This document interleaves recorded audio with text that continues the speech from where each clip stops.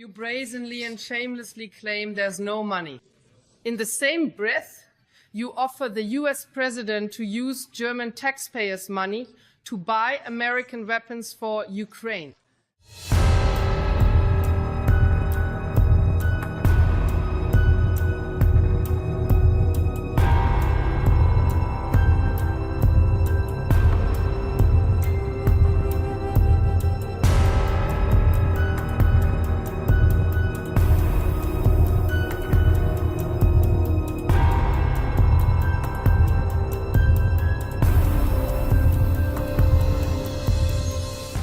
Keep your word, do your duty, and stop throwing away the citizens' money which does not belong to you out the window. Every dictatorship begins with the banning of competing parties. Your word is worthless, even when it's written in black and white in your meager coalition agreement. You are a paper chancellor who plays at being a world power abroad, but at home lets yourself be led around at will by the election-losing SPD.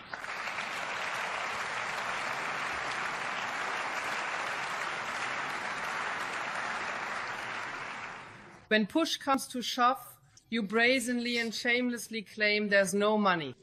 In the same breath, you offer the US president to use German taxpayers' money to buy American weapons for Ukraine. Personally, I believe you've already secured your next supervisory board position as a lobbyist, Mr. Merz. And as the crowning insult, you then condescendingly tell the German people that they need to work more. No, Mr. Merz, it's not the hardworking people in our country who are suffering from inflation, rising costs, and high energy prices, and are burdened by an insatiable, wasteful state with taxes and levies who need to work even harder. You should keep your word, do your duty, and stop throwing away the citizens' money which does not belong to you out the window.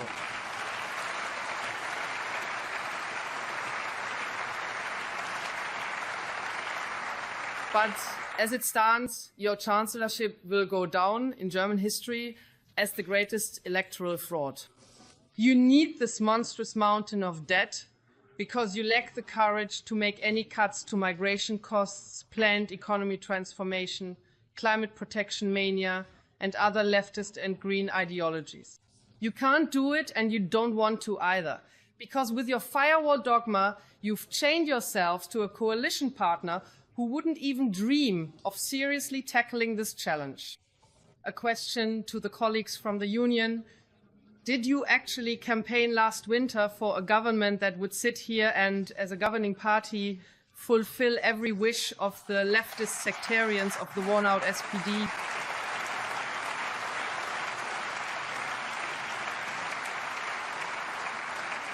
Did you campaign in the winter to install radically leftist ideologies in the Federal Constitutional Court so that the highest German court could be misused as a tool for leftist state deformation, so that the separation of powers could be damaged and undermined? The SPD, from whom you let your social, financial, and economic policies be dictated, is moving further and further to the left in its panic over its own demise, and is clinging to the anti-democratic delusion of eliminating the strongest opposition force in the German Bundestag through a party ban.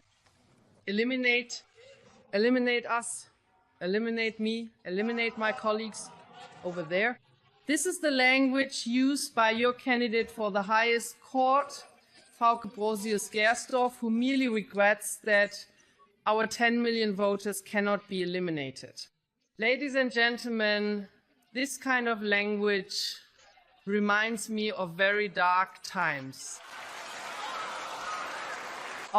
Very dark times.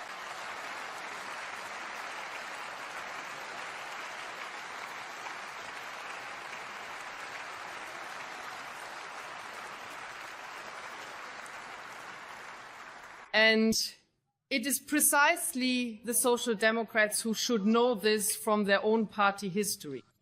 Every dictatorship begins with the banning of competing parties.